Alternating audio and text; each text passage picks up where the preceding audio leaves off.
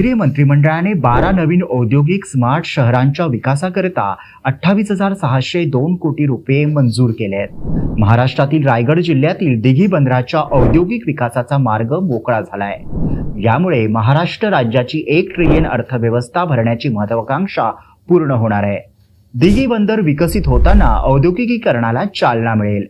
मुंबई पुणे रायगड जिल्ह्याचा आणि तेथील राष्ट्रीय महामार्गांचा देखील विकास होईल।